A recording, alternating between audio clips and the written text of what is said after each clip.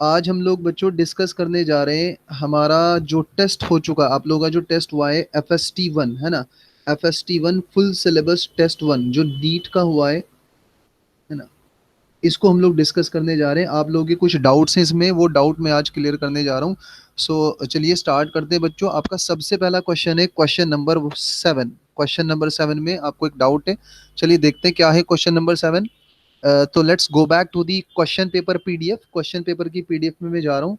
Yes, आई hope कि आपको दिखाई दे रहा हो, आवाज अच्छे से आ रही होगी। तो देखिए बच्चों क्वेश्चन नंबर 7 ये रहा हमारा क्वेश्चन नंबर 7। देखते हैं जरा इसको। A disk and a ring of the same mass are rolling to have the same kinetic energy।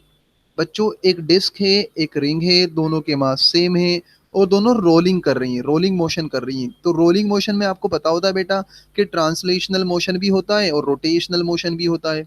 तो उसने बोला कि एक डिस्क है, एक रिंग है, दोनों के मास सेम दे दिए, ठीक है, और दोनों की काइनेटिक एनर्जी भी सेम दे दी, ठीक है। तो भाई जो जो पैरामीटर दिया बच्चों लिख लेते हैं कि भाई एक तो हमारे पास बेटा डिस्क है और बेटा एक हमारे पास रिंग है। और बच्चा डिस्क का जो मास है मान लो वो m है, तो रिंग का भी m है क्योंकि दोनों के मास सेम दिए। और मान लेते हैं डिस्क की जो रेडियस है वो r1 है और रिंग की रेडियस ले लेते हैं बच्चों r2। एंड दोनों क्या कर रही हैं, रोलिंग मोशन परफॉर्म कर रही है। मान लो एक प्लेन है, ये ऐसा रोल कर रही है ना, दोनों रोल कर रही है, इज मूविंग दिस वे है ना, और मान लो ये भी ऐसे रोल कर रही है। और ये भी बोला गया है कि दोनों डिस्क और रिंग दोनों की काइनेटिक एनर्जी सेम है। अच्छा, काइनेट when when the body performing rolling motion, तो बच्चों काइनेटिक एनर्जी ना दो टाइप की काइनेटिक एनर्जी होती है। एक होती है रो एक होती है translational kinetic energy, that is half M V square, और एक होती है बेटा rotational, that is half I omega square. I think आपको याद होगा कि अगर मैं टोटल काइनेटिक एनर्जी की बात करूं for a body which performing rolling motion, तो बच्चों इसका एक्सप्रेशन होता है half M V square plus half I omega square. ये तो ट्रांसलेशनल काइनेटिक एनर्जी है, और ये हाफ आई ओमेगा स्क्वायर बेटा रोटेशनल काइनेटिक एनर्जी है। तो उसने बोला दोनों की काइनेटिक एनर्जी इक्वल है। मतलब टोटल काइनेटिक एनर्जी डिस्क का और बच्चा किसका, टोटल काइनेटिक एनर्जी किसका, रिंग का, दोनों बराबर है। अच्छा यहां तक बोला। अब देखते हैं पूछ क्या रहा है आपसे। अब ये पूछ रहा है कि what is the ratio of their velocities of centre of मास। उनके सेंटर मास की वेलोसिटी आपको बतानी है। बच्चों बहुत आसान क्वेश्चन है, कुछ नहीं है इस क्वेश्चन में। मैं बताता हूँ आपको, देखो। मान लो बेटा इसका जो सेंटर मास है वो V1 से ट्रेवल कर रहा है और इसका सेंटर मास V2 से ट्रेवल कर रहा है। आपको याद होना चाहिए बेटे हाफ एम वी स्क्वायर में जो V लेते हैं ना, that V will be the velocity of centre of mass. And if you are talking about the rolling motion, तो रोलिंग के केस में आपको ये भी पता होना चाहिए। हम लोगों ने रोटेशनल मैकेनिक्स, जब रोटेशनल डायनेमिक्स का चैप्टर किया था, वहां पे पूरी डिटेल में हमने इसको स्टडी किया था कि ड्यूरिंग रोलिंग है ना, अगर प्योर रोलिंग आपके पास है तो you must have V equals to R omega. V equals to R omega. अच्छा तो चलिए जरा काइनेटिक एनर्जी देख लेते हैं डिस्क की। ये हो जाएगी बेटे half M V1 square plus half I1 omega 1 square. इसी तरीके से मतलब I1 is the moment of inertia for this disc और ओमेगा 1 उसकी एंगुलर वेलोसिटी ले ली। इसी तरीके से रिंग का बेटा मोमेंट ऑफ इनर्शिया I2 ले लेते हैं और ओमेगा 2 उसकी एंगुलर वेलोसिटी। तो ये हो जाएगा आगे half M V2 square plus half I2 omega 2 square. अब अपने को कुछ नहीं करना है बच्चों, I1 I2 की वैल्यू रख देनी है और ओमेगा 1 ओमेगा 2 की वैल्यू V के टर्म्स में रख देनी है। तो बच्चों आप ध्यान से देखो, I can write omega 1 will be equal to you know V equal to R omega. So according to this expression V is equals to r omega, I can write omega will be V by r, but V is V1 and r is r1 here for the disk। And बेटा omega 2 क्या हो जाएगा, इसी तरीके से V2/r2 हो जाएगा। और बेटा I1 क्या है, moment of inertia of disc. Everybody know the moment of inertia of the disc about an axis which passing through its centre mass and perpendicular to its plane. यानी इस एक्सिस के about है ना, ये axis, ये perpendicular out of the plane जो आ रही है।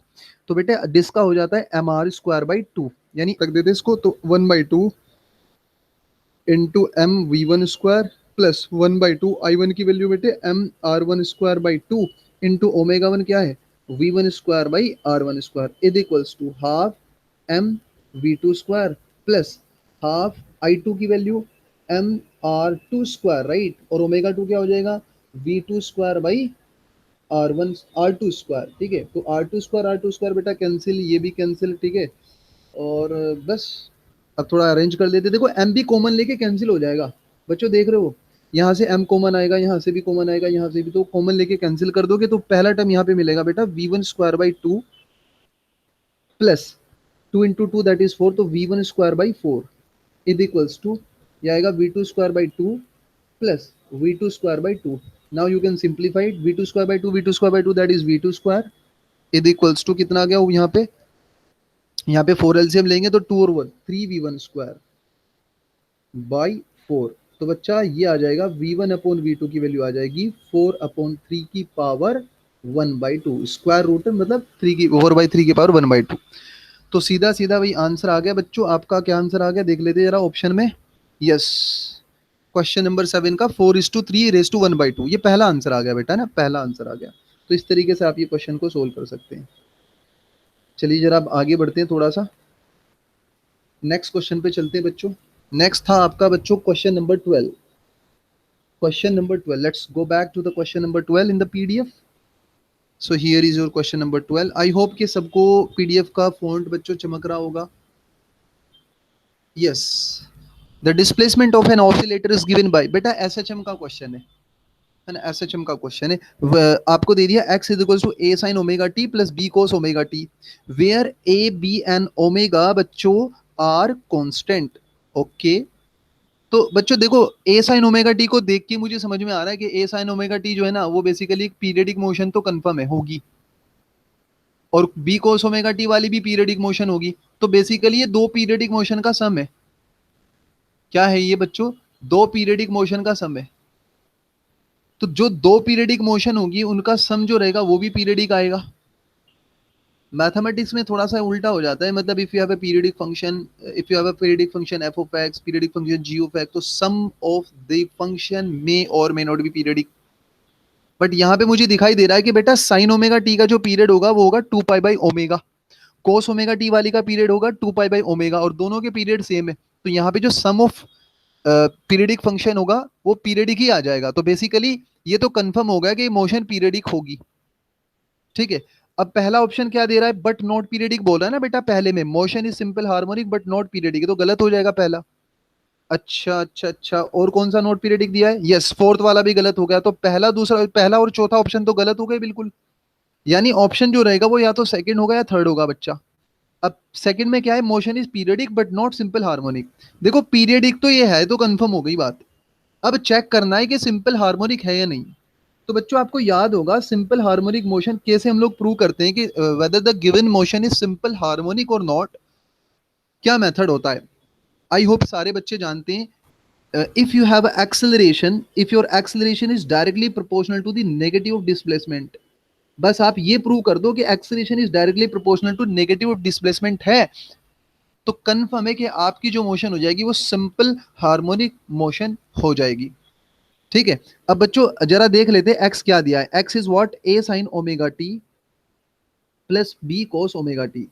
तो बेटा आपको क्या करना है, x is your displacement, t is your time. तो बच्चा आपको वेलोसिटी निकाल लेना है dx/dt करके। ठीक है, उसके बाद में आपको एक्सेलरेशन निकालना है dv/dt करके। ये क्लासिकल मेथड आप जानते ही हैं। You know if you know the displacement you can differentiate it, calculate the velocity, and differentiate velocity you will find the acceleration। तो बच्चों यहाँ से आपको बता दूं इसका आंसर SHM आएगा। ये SHM है एक्चुअली। वो मुझे कैसे पता दिख रहा है, मुझे कैसे दिखाई दे रहा है, मैं आपको बताता हूँ। यू कैन कैलकुलेट, आप खुद से करके देख लोगे कि यहाँ पे एक्सेलरेशन का जो एक्सेलरेशन है वो directly proportional to negative displacement आ जाएगा। This is your job, you can do this, आप खुद कर सकते हो।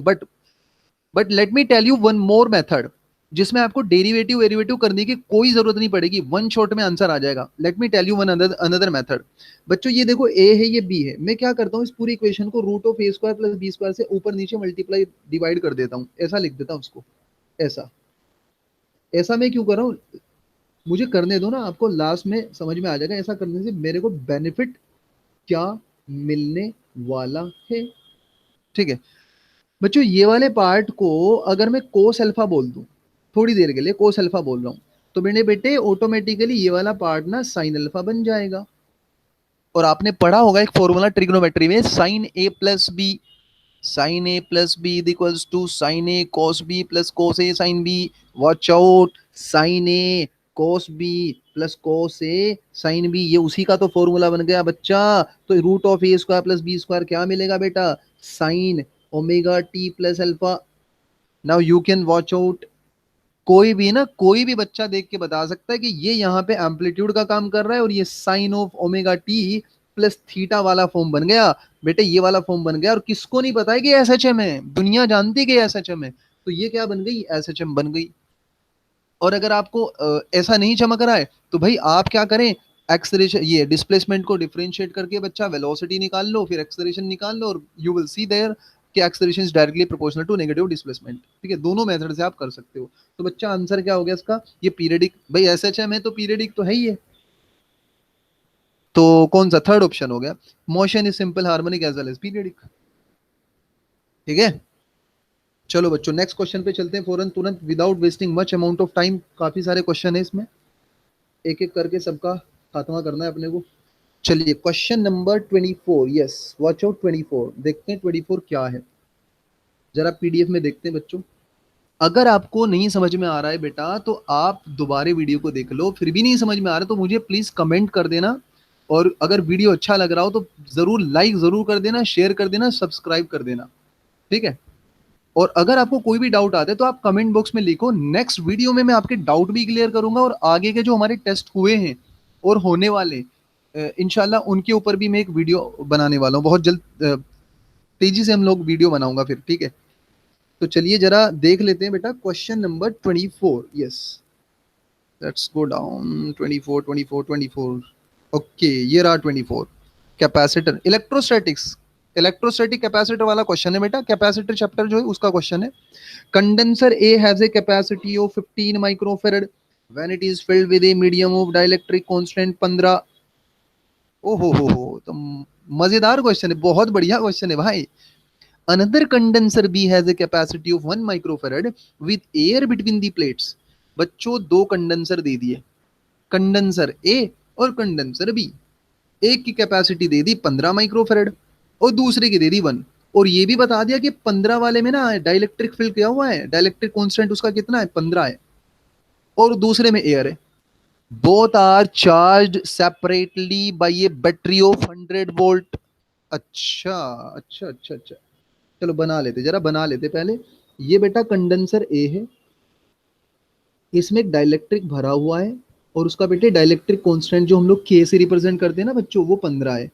और बेटा इसकी जो कैपेसिटेंस है सी, दैट इज 15 माइक्रोफेरेड।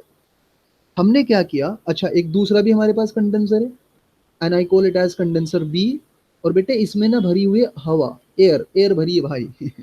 तो इसकी जो कैपेसिटेंस है, अच्छा इसको थोड़ी देर के लिए सी ए बोल दूं, C A better, C A stand for A, इसको ले लेते हैं बेटे सीबी, और सीबी की वैल्यू दिया है 1 माइक्रोफेरेड।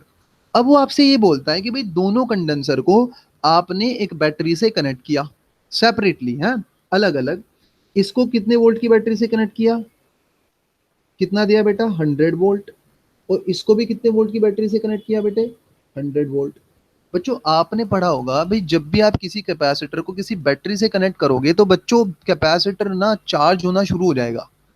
ठीक है, और फाइनली क्या होगा, स्टडी स्टेट के बाद में करंट का फ्लो बंद हो जाएगा। यानी जब कैपेसिटर फुल्ली चार्ज होके बैठ जाएगा तो बेटे करंट का फ्लो बंद हो जाएगा। ठीक है, क्योंकि डायरेक्ट करंट है, डीसी है। एक चैप्टर आप पढ़ेंगे आगे चल के, आपने तो पढ़ा हुआ in fact, you know everything, alternating current. उसमें जब हम कैपेसिटर को कनेक्ट करते हैं एसी सोर्स से तो कैपेसिटर की हालत बिगाड़ देता है एसी, कभी चार्ज होगा कभी डिस्चार्ज होगा, charging discharging takes place if you apply a alternating source of EMF, है ना। खैर वो अलग डिस्कशन है, उसमें नहीं जा रहे हम। तो बच्चा यहाँ जैसे ही कनेक्ट करोगे तो बेटा ये ना कैपेसिटर फुल्ली चार्ज होके बैठ जाएगा। तो जरा देख लेते हैं कि इसके पास चार्ज कितना आएगा। तो मान लो इस पे चार्ज है बेटा क्यू ए, तो क्यू क्या होता है, सी वी। सी कितना है इसका, 15, और वी कितना है इसका, 100। तो बेटा 1500 कुलुम, नहीं माइक्रो है ना बेटा, ये माइक्रो, तो ये भी आ जाएगा माइक्रो कुलुम। यानी जैसे ही बच्चों आप कंडेंसर ए को 100 वोल्ट की बैटरी से कनेक्ट करोगे तो 1500 माइक्रो कुलुम का चार्ज उसके अंदर आ जाएगा। ठीक है, मतलब उसकी प्लेट पर आ जाएगा। ठीक है, अच्छा अब इसमें बात करते हैं भाई, क्यू बी है मान लो चार्ज, तो वो कितना होगा बेटा, सी बी। सी कितना है 1, और वी आपका वही 100, तो बच्चा ये आ जाएगा 100 माइक्रो। ओके, यहां तक कहानी फिनिश। अब आगे बढ़ते हैं, जरा आगे बढ़ते हैं बेटा।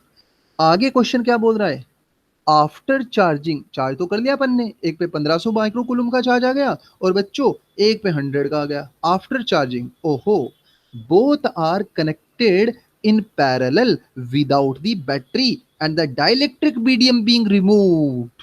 ये है असली कहानी इसमें, ये है पॉइंट की बात।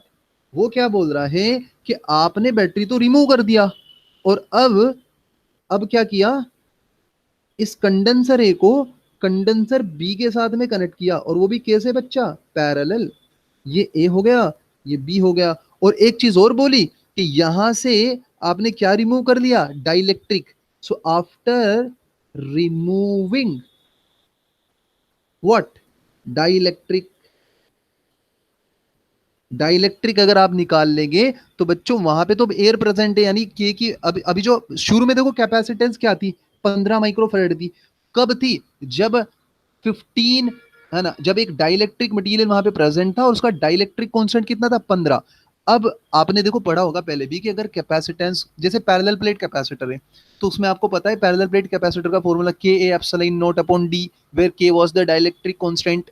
अगर के इंक्रीज करोगे तो कैपेसिटेंस इंक्रीज हो जाएगी, के डिक्रीज करो तो कैपेसिटेंस डिक्रीज हो जाएगी, यस और नो। तो यहाँ पर बच्चों 15 वाला तो आपने निकाल लिया, तो अब तो कैपेसिटेंस ना डिक्रीज होनी है, और कितना, कितने फैक्टर से डिक्रीज होगी, 15 से, यानी 1/15 ऑफ सी ए बन जाएगा।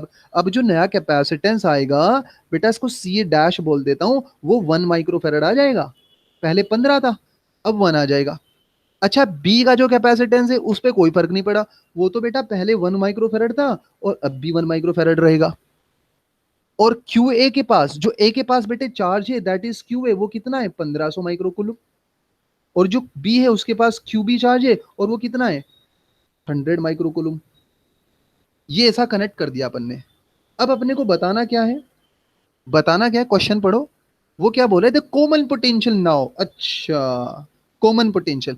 बच्चों ये बात आपको पता ही है कि जो चार्ज होता है वो हमेशा फ्लो करता है हायर पोटेंशियल से lower potential, provided the charge is positive, positive charge flow from higher potential to lower potential.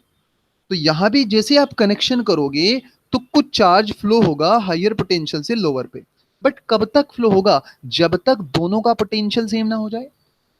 और जब दोनों का पोटेंशियल सेम हो जाएगा, उसी पोटेंशियल को बोला जाता है कॉमन पोटेंशियल। और उसका फॉर्मूला आप बच्चों जानते हो, V equals to C1V1 plus C2V2 upon C1 plus C2।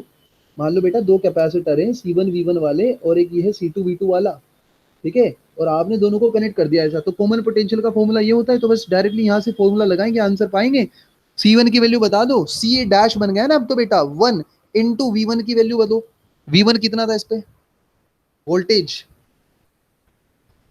Condenser ए पे बेटे V1 निकालना पड़ेगा ना, V1 शुड बी VA, और VA क्या हो जाएगा, Q बाई सी, मतलब 1500 हो जाएगा, 1500 वोल्ट।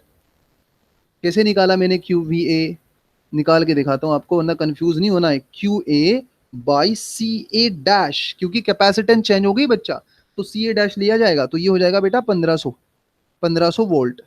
इसी तरीके से VB क्या आ जाएगा, QB by CB, that is 100 volt. अब मेरा VA हो गया V1 और VB हो गया V2, तो यहां रख रहा हूं वैल्यू। तो C1 बेटा 1 और V1 कितना, 1500 प्लस C2 कितना 1 और V2 कितना 100 डिवाइडेड बाई 1 प्लस 1, तो ये आ जाएगा 800 वोल्ट। ये आंसर आ गया आपका।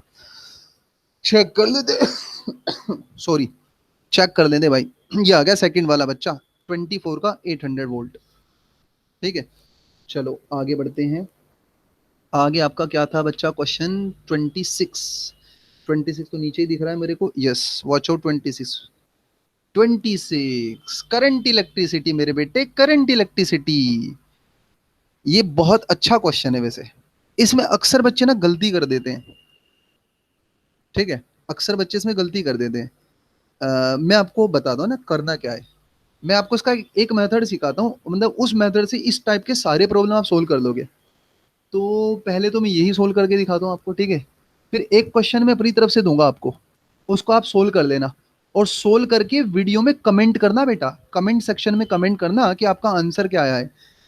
तो मैं आंसर आपके चेक करूंगा कमेंट में, प्लीज कमेंट जरूर करना। मैं आपको ये क्वेश्चन 26 सोल्व कराऊंगा, उसके बाद मैं आपको एक और क्वेश्चन दूंगा, उसको आपको खुद से सोल्व करके वीडियो के मतलब कमेंट बॉक्स में कमेंट करके बताना कि आपका आंसर क्या आया, ठीक है। चलो बच्चों देखते हैं 26। मैंने वैसे क्लासरूम में तो इस टाइप के क्वेश्चन कराए हैं आपको, आपने शायद, आपको लग रहा है कि आई डोंट नो आप लोगों ने क्यों इसको पूछ लिया, ठीक है। चलिए देखते हैं, बट अच्छा क्वेश्चन है 26। क्या बोल रहा है बेटा, the potential difference between points A and B is, point A दे दिया, पॉइंट बी दे दिया, पोटेंशियल डिफरेंस आपसे पूछ रहा है, ठीक है। अच्छा अच्छा अच्छा अच्छा, चलो बना लेता हूँ, जरा सर्किट बना लेता हूँ ये। तो ये हो गया बच्चा, यहाँ पर हो गया हमारा पॉइंट ए, और एक बैटरी इसने ऐसे डाल दी, और एक इंटरनल रेजिस्टेंस ऐसा दिया, एक बैटरी ऐसे डाल दी, इंटरनल रेजिस्टेंस यहाँ पे हो गया, और ये फिर आगे एक और बैटरी डाल रहा है, इंटरनल रेजिस्टेंस दे के बैठा, और ये बी पॉइंट है। ये दिया उसने 3 वोल्ट, ये दे दिया उसने बेटे 2 वोल्ट, और ये कितना दे दिया, कितना दे दिया, 4, 4 दे दिया भैया, ये 4 वोल्ट। और ये तो 1 ओम 1 ओम 1 ओम है ना, इंटरनल रेजिस्टेंस 1 ओम 1 ओम 1 ओम, उसमें दिखाया नहीं है फिगर में, मैंने आपको बस शो करा दिया कि इंटरनल रेजिस्टेंस है। अब देखो यहाँ पे क्या होगा कि आपसे पूछ रहा है कि भाई पोटेंशियल डिफरेंस बता दो, किस किस के बीच में, बेटे किस किस के बीच में, ए और बी के बीच में। मैंने कहा जी ठीक है। मान लो बेटा, मान लेते हैं कि ये हमारा एक पॉइंट है डी, ठीक है, ये पॉइंट है डी। अब मुझे आप एक बात बताओ, देखो ये वाली ब्रांच और ये वाली ब्रांच दोनों पैरेलल में है। दुनिया जानती है फिजिक्स की मार्केट में कि अगर दो ब्रांच आपकी, दो रेजिस्टर या है ना, कोई भी दो ब्रांच आपकी पैरेलल में होंगी तो बच्चों उनका पोटेंशियल डिफरेंस 100% सेम होगा। तो सबसे पहले मैं क्या करूंगा कि किसी एक ब्रांच का पोटेंशियल डिफरेंस निकाल लेता हूं, वही दूसरे वाली का भी होगा। तो वही पोटेंशियल डिफरेंस बेटा वी ए और डी के बीच में हो जाएगा, यानी पहले मैं V A minus V D निकाल लेता हूं। अब V A minus V D आप चाहे ऊपर वाली ब्रांच से निकालें या नीचे वाली से निकालें, आंसर दोनों से सेम आएगा। बात आ रही है समझ में? तो चलिए जरा निकालते वी माइनस वी डी। मैं ऊपर वाली ब्रांच से निकालता हूं, बट ऊपर वाली ब्रांच से मुझे निकालने के लिए बच्चों जानते हो क्या करना पड़ेगा? हम्म, कैसे निकालोगे आप? यू रिमेंबर, अगर हमारे पास एक सिंपल सर्किट है, ध्यान से सुनना मेरी बात को, बहुत बहुत बच्चे कंफ्यूज होते हैं यहाँ पे, पता नहीं कुछ का कुछ करते रहते हैं इसमें। ये मान लो ईएमएफ ई है और इंटरनल रेजिस्टेंस आर है, और ये कैपिटल आर है। तो जब बेटे यहाँ पे करंट आप निकालते हो तो आप क्या करते हो, करंट निकालने के लिए आप करते हो net EMF E upon total resistance that is R plus R. या आपसे कोई पूछे कि पोटेंशियल डिफरेंस निकालो, तो आप क्या यूज करते हो, वी माइनस आई आर, क्योंकि बैटरी आपको करंट करंट प्रोवाइड कर रही है, यानी बैटरी एनर्जी बेसिकली प्रोवाइड कर रही है। करंट नहीं बोलेंगे, करंट बोलना गलत हो जाएगा, चार्ज को एनर्जी प्रोवाइड कर रही है जिससे चार्ज फ्लो कर रहा है, ऐसा बोलना चाहिए मेरे को। ठीक है, तो v equal to E minus I R आप लगाते हो। v को कैलकुलेट करने के लिए, that is what is this v, potential difference. अगर ये पॉइंट ए बोल दूं बेटा और ये पॉइंट बी बोल दूं, तो ये V A minus V B ही तो होता है ना v। तो उसको निकालने के लिए मुझे ई चाहिए और स्मॉल आर मतलब इंटरनल रेजिस्टेंस चाहिए, वो तो मुझे दिया है। ये देखो इसका 2v पता है ई है, और ये आर इसका 1 है, but I don't know the current. Once I know the current, I can calculate VA minus VB here easily. Yes or no? तो बच्चा पहले मेरी जॉब ये होगी कि इस लूप के अंदर करंट कितनी फ्लो हो रही है। देखो आपको पता है बच्चों कि करंट तभी फ्लो होती है जब सर्किट कंप्लीट होता है, सर्किट कंप्लीट नहीं होगा तो भाई करंट फ्लो नहीं होगी बेटा। तो इतना तो मुझे दिख रहा है कि ये जो लूप बना हुआ है, इसको नामकरण दे दूं, इसका इसका नामकरण कर देता हूं पी क्यू आर एस। मान लो पी क्यू आर एस बेटा एक लूप है, 100% इस लूप में करंट फ्लो होगी क्योंकि ये कंप्लीट है। अब कोई आपसे पूछे सर फिर ये वाले में करंट होगी क्या फ्लो, ये वाले पार्ट में, तो भाई मैं बोलूंगा भाई ये पार्ट तो सर्किट कंप्लीट नहीं है यहाँ पे, तो इसमें कहां से करंट फ्लो होगी? तो करंट किस में फ्लो होगी? लूप में। तो sometimes they will ask you the question find out the current, example में होगा, मैं भूल गया, उसमें वही फाइंड करा रहा है कि भाई करंट फाइंड कर दो लूप में। तो देखो बच्चों सबसे पहला काम हमारा होगा कि लूप में करंट फाइंड करेंगे, और इसके लिए बच्चों हम लोग लगाएंगे केवीएल। केवीएल लगाएंगे ना, इसको ध्यान से समझ लो बेटा, बहुत अच्छी प्रॉब्लम है। केवीएल लगा दे, सो भाई केवीएल किस में लगा रहे हैं? लूप में लगा रहे हैं। कौन से लूप में? P Q R S, P Q R S P, ठीक है, P Q R S P loop हो गया। तो बच्चों ऐसा करते हैं, मान लो इसमें आई करंट फ्लो कर रही है, मान लिया अपनी तरफ से आई, तो आई ऐसे जाएगी फिर ऐसे जाएगी। अब आप ये बोलोगे मुझे सर यहाँ तो जंक्शन पड़ गया, तो कुछ करंट यहाँ जानी चाहिए, मैं बोलूंगा यहाँ नहीं जाएगी, क्योंकि भाई आगे सर्किट ओपन है, आगे का सर्किट ओपन है तो सारी करंट इधर ही भाग जाएगी। लूप में करंट ट्रेवल कर रही है। तो मैं ऐसा मान रहा हूँ कि आई यहाँ से ट्रेवल करके ऐसे चल रही है, तो भाई लगा दे जरा इसमें किरचॉफ लॉ। पी से शुरू करते हैं बच्चों, पी से चलना शुरू करते हैं। तो ये हो जाएगा बेटा, नेगेटिव टू पॉजिटिव जा रहे हो तो +4 माइनस आई इंटू वन। ठीक है, फिर ये हो जाएगा -i/1, और ये हो जाएगा बेटा नेगेटिव से पॉजिटिव जा रहे हो तो +2, सम टोटल इक्वल टू 0। तो ये आ गया बच्चा 2i इज इक्वल टू 6। तो यहां से 3 एम्पियर की आपकी करंट आ गई लूप के अंदर। अब इस वाली ब्रांच में अगर मैं देखूं बेटा, ऊपर वाली में ग्रीन से बनाता हूँ इसको बेटा, ग्रीन से बना रहा हूँ, इस वाली ब्रांच में अगर मैं देखूं तो बेटा करंट आई है 3 एम्पियर। ठीक है, अब मुझे क्या करना है कि अगर ये पॉइंट में डी मान रहा हूँ और ये ए मान रहा हूँ, तो बेटे इस पॉइंट का पोटेंशियल भी वी ए होगा, इस पॉइंट का क्या होगा, वी डी होगा। तो my V A minus V D will be what, will be what, E minus I R, है ना। क्या होना चाहिए, ई माइनस आई आर। तो क्या होगा, ई माइनस आई आर, ई कितना हो गया बेटा, 2 हो गया, और आई कितना हो गया, ई तो 2 हो गया ना इसमें, देखो ये 2 हो गया, आई कितना हो गया निकाला अपन ने 3, और आर कितना इसका 1, तो ये आ जाएगा -1 volt. V A minus V D आ गया -1 वोल्ट, मतलब V A minus V D equal to basically -1 आ गया, call it as equation number 1। अब यहाँ देखो बच्चा ध्यान से, ये पॉइंट है वी डी, ये पॉइंट है सॉरी डी, और ये पॉइंट है बी, तो V D minus V D minus V B क्या आएगा बताओ, you tell me, V D minus V B क्या आएगा, 3 वोल्ट। जैसे इक्वेशन नंबर 2। आप बोलोगे सर 3 वोल्ट कहाँ से ले दिया सर आपने, ये क्या बता रहे हो आप। अरे बेटा, अगर आपके पास खाली ऐसी बैटरी लगा दी, इंटरनल रेजिस्टेंस दे दिया, और यहाँ पे एक पॉइंट ए दे दिया, यहाँ पे पॉइंट बी दे दिया, और इसमें कोई करंट नहीं दिखाई दे रही है आपको, तो यहाँ का पोटेंशियल डिफरेंस क्या बोलोगे, V A minus V B, यहाँ पे ई ही हो जाएगा। तो इस केस में आपका V D minus V B हो गया 3, और ये हो गया इक्वेशन 2। अब दोनों इक्वेशन को जरा ऐड कर लेते हैं, देखते क्या होता है, एडिंग 1 and 2। तो बेटा वी डी कैंसिल हो जाएगा, ये आएगा एलएचएस में V A minus V B is equals to -1 + 3, तो ये आ गया 2 volt. 2 volt is the correct answer, ये आ गया इसका आंसर। चेक कर लेते एक बार जरा, पहला ऑप्शन हो जाएगा भाई, पहला ऑप्शन करेक्ट हो जाएगा, 2 वोल्ट। अब मैं आपको एक और क्वेश्चन देने जा रहा हूँ, आपको ये क्वेश्चन सोल्व करना है। Let me give you this question.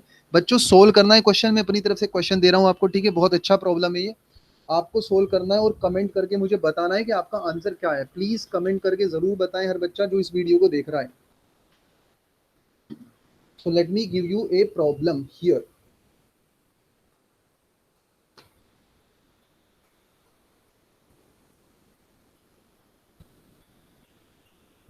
yes, here is a problem।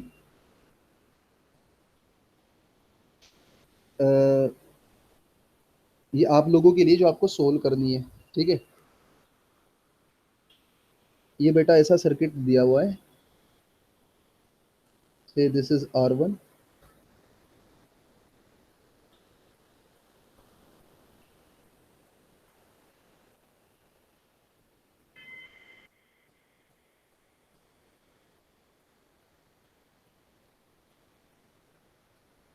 R1 E1, R2 E2, और ये बेटे R3 E3। ये पॉइंट ए हो गया और ये पॉइंट बी हो गया। क्वेश्चन में पूछ रहा है कि आपको डेटा भी काफ़ी दिया है इसमें, E1 की वैल्यू आप ले लो 3 वोल्ट, E2 की ले लो 2 वोल्ट, और E3 की ले लो बेटा 1 वोल्ट। R1 R2 R3 को सबको आप 1 ले लो, R1 R2 R3 जितना भी है सबको 1 ओम ले लो, 1 1। अब फाइंड क्या करना है, potential difference between the point A and B and the current through each branch. दो चीजें, पहला find potential difference between A and B, और बच्चा दूसरा क्वेश्चन है, दूसरा क्वेश्चन क्या है बेटा, find current through each branch. दोनों ब्रांच में, ना सॉरी तीनों ब्रांच में आपको करंट भी कैलकुलेट करनी है, ठीक है। ये क्वेश्चन आप सोल्व करना, और सोल्व करके बेटे आंसर कमेंट करके बताओ मेरे को आपके क्या क्या आंसर आए। यानी पोटेंशियल डिफरेंस बोले तो वी माइनस वी बी क्या आया, और भाई 3 ब्रांच आपको दिख रही हैं, तो तीनों में आप ऐसा करो, इसमें करंट कुछ नाम दे देता हूं मैं, मान लो इसमें करंट ले लो बेटा I1, इसमें ले लो I2, और इसमें ले लो I3। तो आपको बतानी है मुझे I1 I2 I3 की value. You should tell me the value of I1 I2 and I3। आप कुछ भी ले लेना, मतलब आप ये करंट कुछ भी एज्यूम कर सकते हो, बट मुझे I1 I2 I3 की वैल्यू आप बता देना, ठीक है। आई होप कि आप इसको ट्राई करेंगे बच्चों, ट्राई करना, अच्छा कॉन्सेप्ट है, ठीक है। चलिए आगे बढ़ते। अच्छा एक मिनट एक मिनट, एक और क्वेश्चन इसी में दे देता हूँ, एक और क्वेश्चन है। एक और question, you have to find E equivalent also. ये पूरे जो सेल लगाई है ना हमने E1 E2 E3, उनके internal resistance R1 R2 R3 दिए, इस पूरे कॉम्बिनेशन का ई इक्विवेलेंट भी आप कैलकुलेट करके बताना। ई equivalent to parallel plane mirrors M1 and M2, optics का क्वेश्चन है बेटा, have a length of 2 metre, okay, each end are 10 millimeter apart. A ray of light is incident on one end of mirror M2 at an angle of 30 degree. एक रे है बेटा जो mirror M2 पे incident हो रही है at an angle of 30 degree, मतलब एंगल ऑफ इंसिडेंस दे दिया 30 डिग्री। तो चलिए ये बना लेते जो पूछ रहा है पहले। भाई एक हमारे पास मिरर है बेटा, ये हो गया मान लो M1, और ये एक मिरर हो गया बच्चा M2। रे क्या कर रही है, M2 के एक एंड पे इंसिडेंट हो रही है, ऐसे इंसिडेंट हो रही है,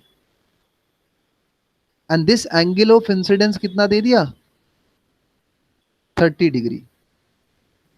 और M2 और M1 दोनों की जो लेंथ है वो 2 मीटर दिया है, 2 मीटर, सॉरी 2 मीटर।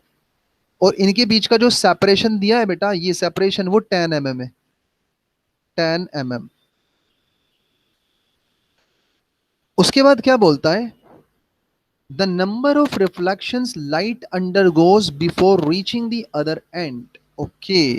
यानी जब लाइट इंसिडेंट हुई M2 पर, तो जैसे M2 पे इंसिडेंट होगी, क्योंकि M2 प्लेन मिरर है, तो रिफ्लेक्ट हो जाएगी। रिफ्लेक्ट होके कहाँ पे जाएगी बेटा, M1 पे जाएगी, फिर M1 से M2, M2 से M1, इस तरीके से रिफ्लेक्ट होती जाएगी। और एक टाइम आएगा कि M2 के दूसरे एंड पे रिफ्लेक्ट हो रही होगी, यानी कुछ ऐसे चलेगी बेटा, ये ऐसा, फिर यहां से ऐसा चली जाएगी, फिर ये ऐसा चली जाएगी, फिर ऐसा चली जाएगी, ठीक है, इस तरीके से होती जाएगी।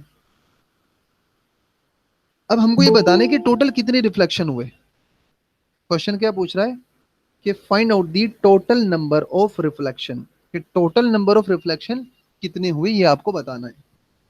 तो यहां से देखो क्या होने वाला है, you know this angle is 30 degree, तो ये एंगल ऑफ इंसिडेंस 30 है, तो बेटे ये एंगल भी 30 हो जाएगा। तो फिर हमारा जो ये वाला एंगल होगा, देखो ये वाला एंगल भी 30 डिग्री हो जाएगा।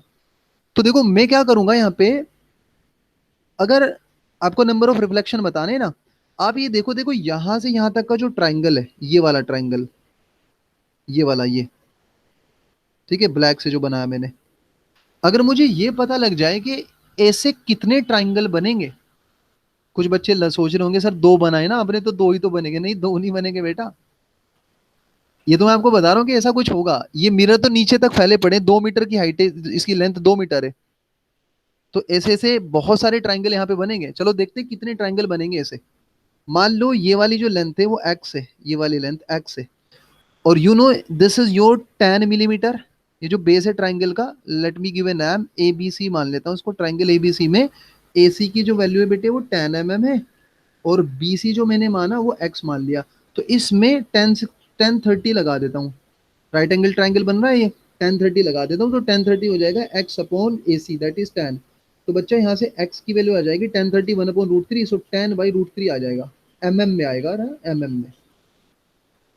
अब ये जो ट्राइंगल है बेटा, इसका जो बेस है वो 2x है, एक्स तो ये लेंथ ली ना मैंने, तो बेस ऑफ ट्राइंगल जो है, कौन से ट्राइंगल की मैं बात कर रहा हूं, let me call it as C dash. Triangle base of triangle A B C dash, वो कितना है, 2x है, और x हमारे पास आ गया, तो 20/√3 आ गया, इतने mm आ गया। मतलब मैं आपसे ये बोलूंगा कि भाई 20/√3 लेंथ में एक ट्राइंगल है। How many triangle are there, ये वाला जो ब्लैक वाला ट्राइंगल है ना पूरा कंप्लीट, कितने ट्राइंगल है ऐसे, ऐसे एक ट्राइंगल है, ठीक है। तो अपने पास तो 2 मीटर भरा पड़ा है, ये लेंथ कितनी जानी है नीचे तक, पूरा यहाँ एक एंड से लेके दूसरे एंड तक M2 के जो लेंथ है वो तो 2 मीटर है, और 2 मीटर को लिख लेते हैं mm में कन्वर्ट करके 2000 mm, मल्टीप्लाई बाय 10⁻³ करेंगे तो 2000 mm आ जाएगा।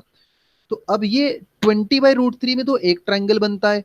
तो बच्चा 2000 mm में कितने बनेंगे? यूनिटरी मेथड है ना, यूनिटरी मेथड, 1 × 2000 डिवाइडेड बाई 20/√3, इतने नंबर ऑफ ट्राइंगल बनेंगे। तो बच्चा सॉरी, इसकी मल्टीप्लाई यहां कर देंगे तो ये आ जाएगा,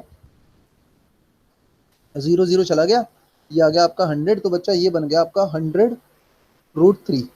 इतने नंबर ऑफ ट्राइंगल्स आ गए। सो बच्चा यहाँ पे नंबर ऑफ ट्राइंगल्स जो बने वो कितने बन गए? 100√3। अब अपने को तो नंबर ऑफ रिफ्लेक्शन बताने हैं। आप ये देखो एक ट्राइंगल के बनने में कितने रिफ्लेक्शन हो रहे हैं। देखो एक रिफ्लेक्शन तो ये हो गया M2 के एक एंड पर, और दूसरा बेटा पॉइंट ए पर हो गया, तो दो रिफ्लेक्शन हो गए। अच्छा, अब आपको दिख रहा होगा कि सर सी डैश पे भी तो रिफ्लेक्शन हो रहा है, बट सी डैश पे रिफ्लेक्शन हो तो रहा है बच्चा, बट जैसे ही सी डैश से लाइट रिफ्लेक्ट होगी तो वो तो दूसरे वाले ट्रायंगल को जनरेट कर देगी, मतलब दूसरे वाले ट्रायंगल का जनरेशन शुरू हो जाएगा। बात आ रही है समझ में? तो पहले ट्रायंगल के लिए सिर्फ दो रिफ्लेक्शन हुए, और ऐसे हमारे पास कितने ट्रायंगल है? 100√3।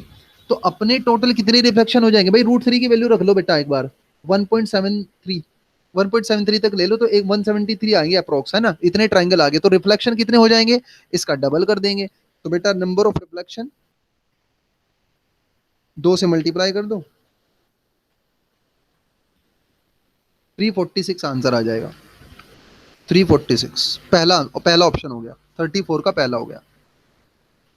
आगे बढ़ते हैं बेटा, क्या था आगे? क्वेश्चन नंबर 45, 45 पे आगे सीधे। अच्छा एक और है 32, 32 भी है, देखो 32 देख लो एक बार। अरे इसमें क्या है बेटा, conducting square loop edge length, EMI का क्वेश्चन है ना, तो इलेक्ट्रोमैग्नेटिक इंडक्शन का क्वेश्चन है। कंडक्टिंग स्क्वायर लूप है, एज दे दिया, लेंथ ए दे दी, रेजिस्टेंस आर दे दिया, is in a uniform magnetic field है परपेंडिकुलरली। ठीक है भाई, ये तो होता ही है। Two opposite corners of the loop are pulled, okay, apart as shown in the figure till it becomes straight, the charge phloem through the loop will be. अच्छा अच्छा अच्छा, चार्ज फ्लोन पूछ रहा है ना, फाइन फाइन फाइन। कितना charge flow हुआ आपसे ये पूछ रहा है, राइट? तो हो जाएगा, आसानी से हो जाएगा भाई। अरे आपको पता है ना, वो बच्चों भूल गए आप, Faraday's law, if there is a change in flux then there will be EMF induced, and if EMF induced and circuit complete है यानी क्लोज सर्किट है, देन करंट विल इंड्यूस्ड। तो करंट तो निकाल सकते हैं, पहले तो ईएमएफ इंड्यूस्ड निकाल लो, E equals to D phi by D T करके, समझ रहे हैं? फिर करंट निकाल लेंगे, I equals to E by R करके, समझ रहे हो? और करंट आ गई तो चार्ज भी आ जाएगा। तो चलिए जरा करते हैं, करके देखते हैं बेटा इसको। तो यहाँ पर हमारे पास, let's go back to the whiteboard, question number 32। ये कुछ ऐसा स्क्वायर टाइप का एक लूप दे दिया आपको, और इसको यहाँ से ऐसा खींच रहे हो आप, साइड इसकी ए दे दी, रेजिस्टेंस दिया होगा साइड का, देख लेते एक बार रेजिस्टेंस क्या दिया है। हाँ, लेंथ ए दे दिया साइड का, और रेजिस्टेंस ए आर दे दिया, और ये रखा हुआ है इन्हें यूनिफॉर्म मैग्नेटिक फील्ड परपेंडिकुलरली। मतलब जो यूनिफॉर्म मैग्नेटिक फील्ड है बच्चों यहाँ पे, वो या तो सर्कल डॉट होगा या सर्कल क्रॉस होगा।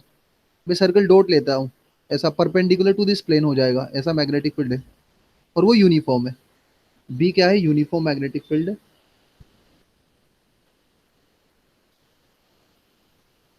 अब आपने क्या किया, इसको बेटा इधर खिसकाना शुरू किया और इसको इधर खिसकाना, पुल कर रहे हैं दोनों को एक दूसरे के ऑपोजिट में, ये दोनों एंड को, एक एंड ए ले लो, एक and B, sorry and P ले लो और एंड क्यू ले लो।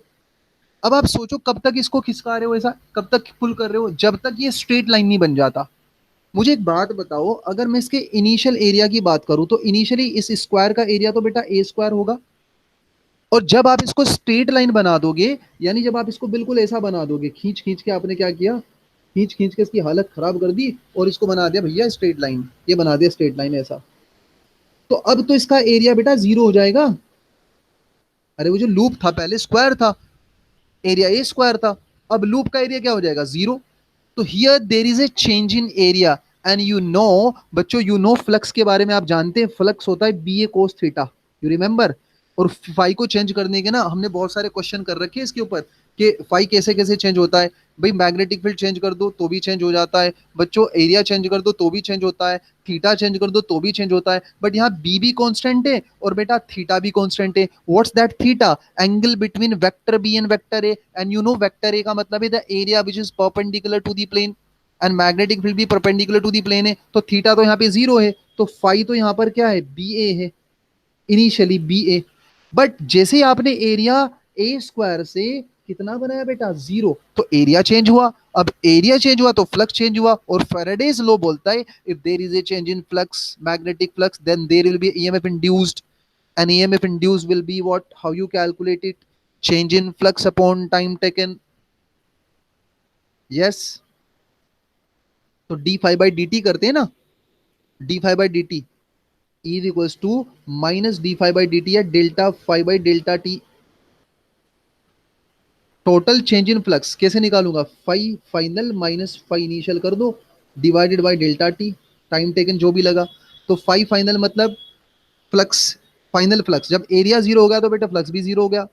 और शुरू में फ्लक्स क्या था, बी ए था, बी तो बी है और एरिया है A square divided by delta T, तो यहां से minus minus plus B A square by delta T आ गया। ये हमारा बच्चा ई आ गया, ई। अब आपको पता है करंट क्या होती है, ई बाई आर इक्वलेंट। अच्छा इसका आर इक्वलेंट क्या होगा देखना जरा, ये भी आर, ये भी आर, ये भी आर, ये भी R, R R two R, R R two R, two R two R R, तो ई बाई आर। तो आई होता है D Q by D T. I क्या होता है, चार्ज फ्लोन, चलिए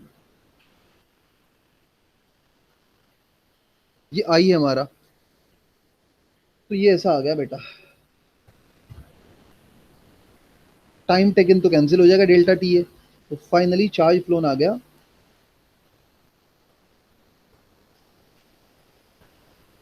दैट्स इट।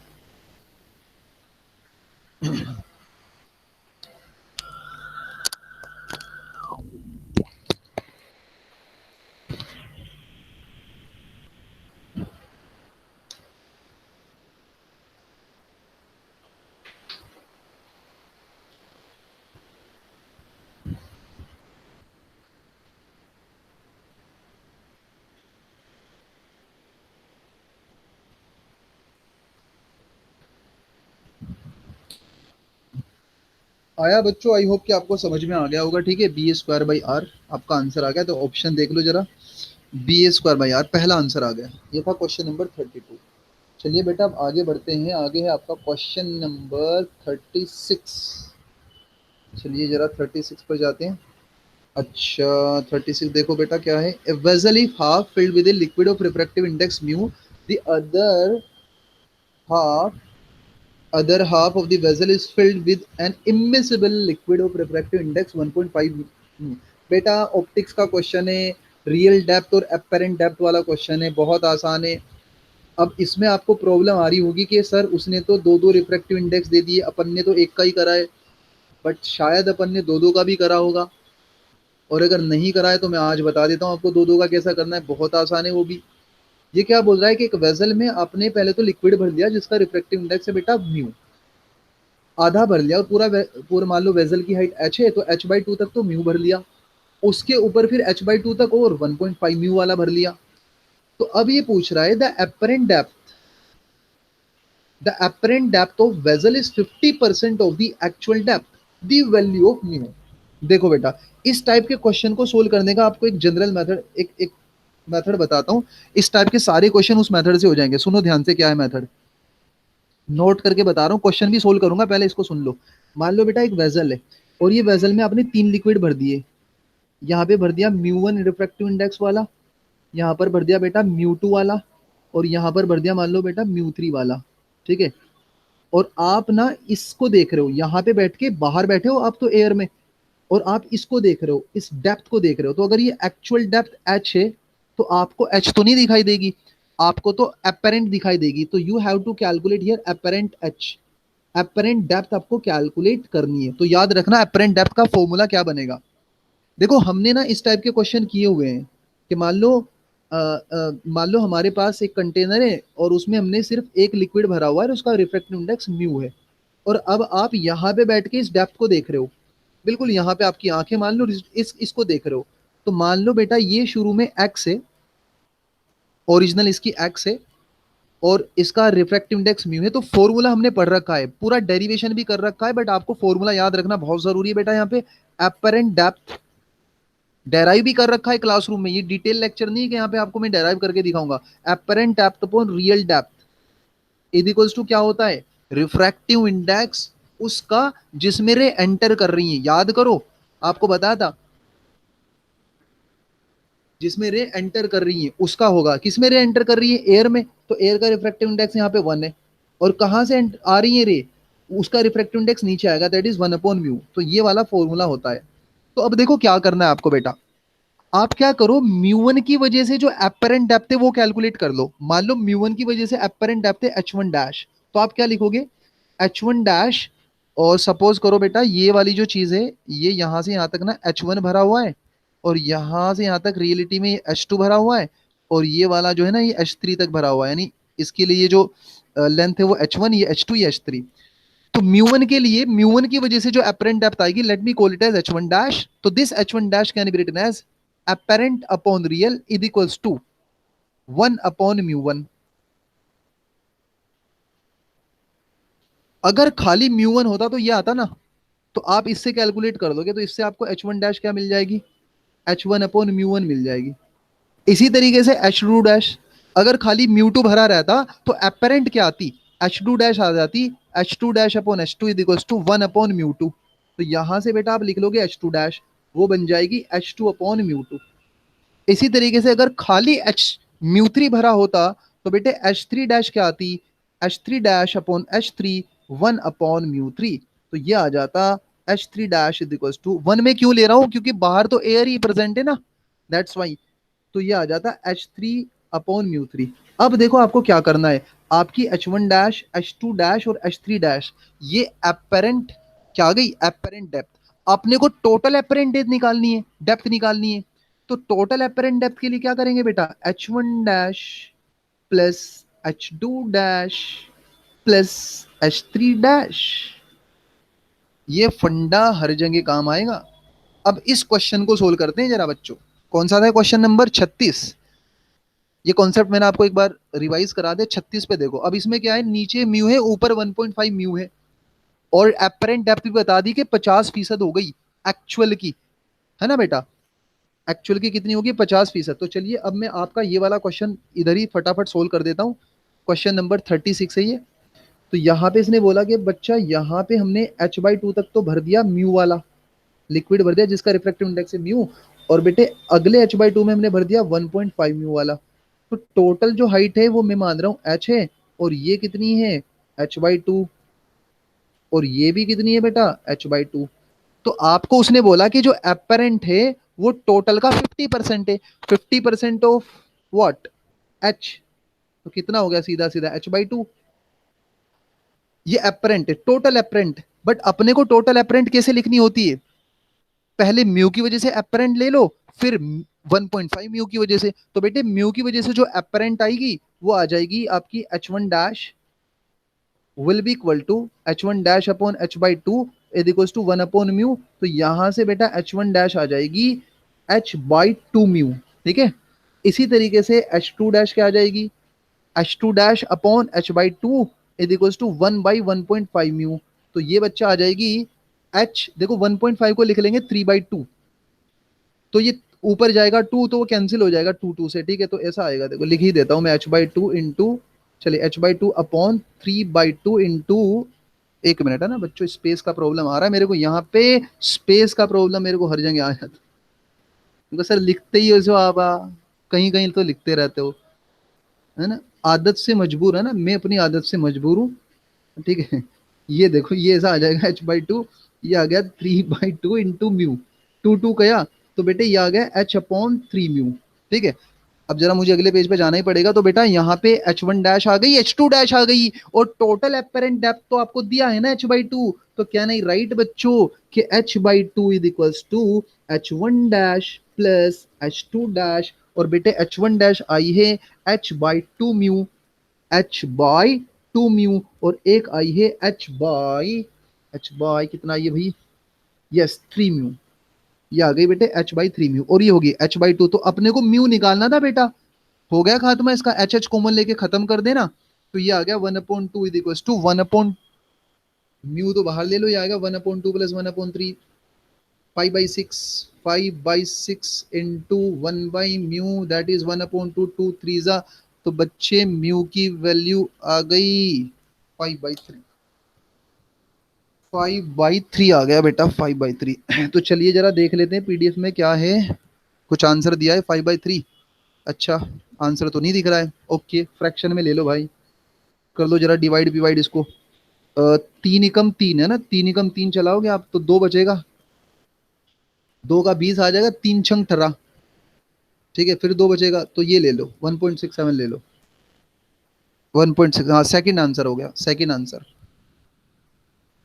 हाँ, और क्या है भाई, 36 37 भी है, ओ हो 37 भी है।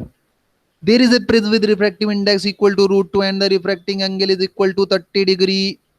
अच्छा, one of the refracting surface of the prism is polished. A beam of monochromatic light will retrace its path if its angle of incidence over the refracting surface।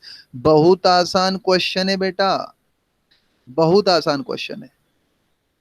क्या बात कर रहे हो सर? हाँ जी, ऐसी बात कर रहा हूँ जी मैं तो। प्रिज्म का क्वेश्चन है, प्रिज्म के तो इतने धांसू धांसू क्वेश्चन करा रखे हैं मैंने, ये तो कुछ भी नहीं है। ये प्रिज्म है ऐसा, उसने बोला एक सरफेस इसकी रिफ्लेक्टिंग है। रिफ्लेक्टिंग मतलब क्या, आपने पॉलिश वॉलिश करी होगी भाई, मिरर बना दिया होगा उसका। और वो ये बोलता है, देखो क्या बोलता है, देखना जरा, there is a prism with refractive index equal to √2, refractive index दे दिया, and the refracting angle equal to 30 degree.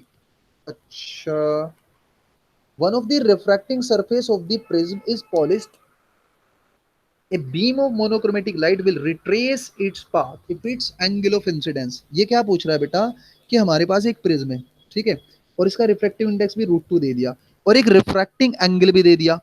तो आपसे पूछ रहा है कि वो एंगल ऑफ इंसिडेंस बताओ। मान लो ये नॉर्मल है बेटे, और यहां से लाइट ऐसे पड़ रही है, तो ये होता है ना एंगल ऑफ इंसिडेंस आई। तो आपसे क्या पूछ रहा है कि वो एंगल ऑफ इंसिडेंस बताओ आई, जिससे लाइट जैसे प्रिज्म एंटर करेगी तो आपको पता है कि नॉर्मल की तरफ झुक जाएगी, क्योंकि रिफ्रैक्टिव इंडेक्स अंदर का जो प्रिज्म का है वो √2 है, और बाहर तो एयर है।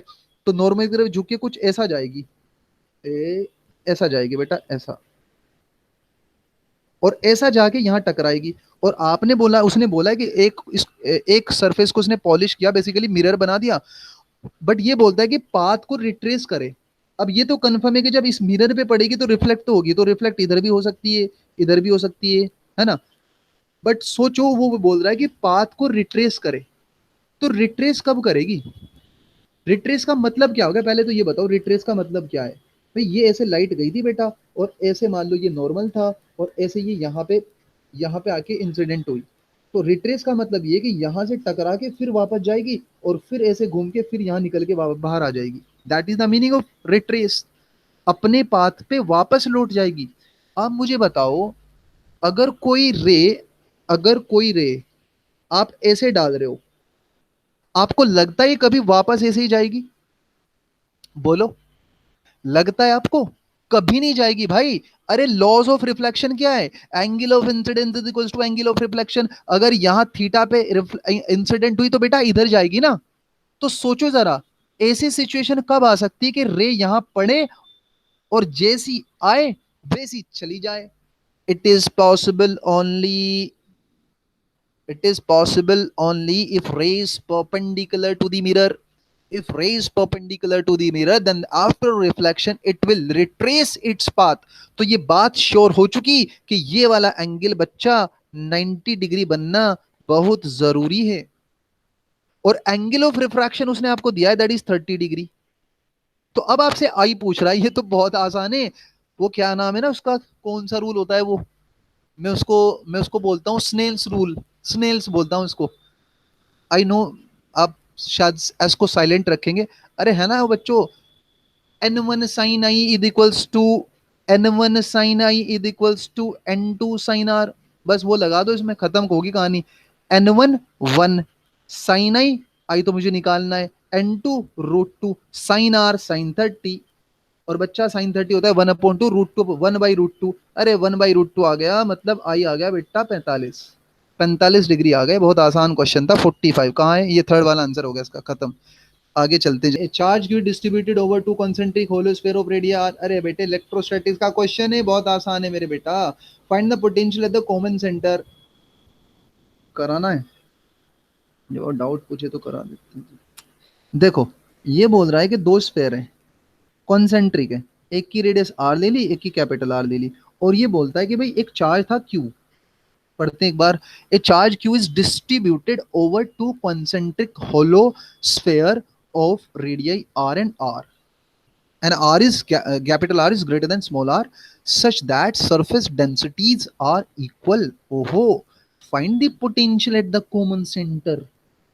ये देखो, ये चिंदी पिंदी क्वेश्चन है, कुछ है ही नहीं इनमें। क्या करूं मैं इनमें? सेंटर पे पोटेंशियल निकालना है।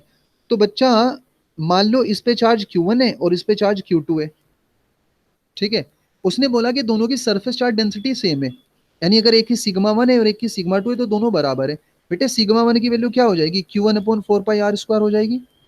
सिग्मा 2 की क्या हो जाएगी? You know the surface charge density, charge per unit area, total charge divided by the surface area. And sphere का सरफेस एरिया होता है बेटा 4πr²।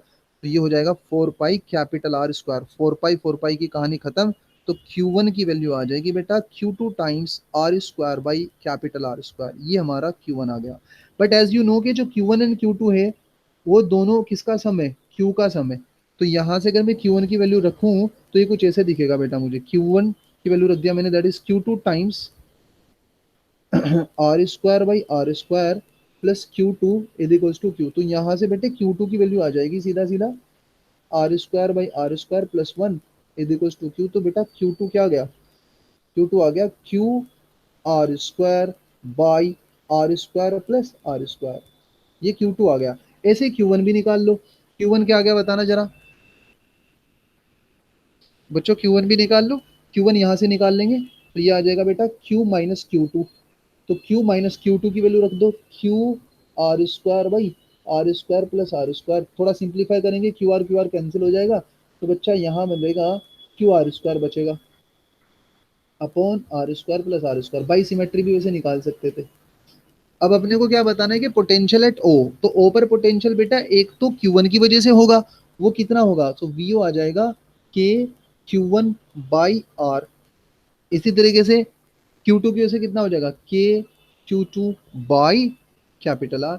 आपको पता है ना कि देखो, अगर स्फेयर है आपके पास, होलो स्फेयर, तो बेटे जो पोटेंशियल सरफेस पे होगा वही अंदर के हर पॉइंट पर होगा। तो Q1 की वजह से Q1 की सरफेस पर पोटेंशियल तो K Q1/R है, तो सेंटर पे भी K Q1/R होगा, ठीक है। और Q2 की वजह से Q2 की सरफेस पर K Q2/R है, तो बेटे सेंटर पर भी K Q2/R होगा। तो यहाँ पे वैल्यू रख देते Q1 और Q2 की।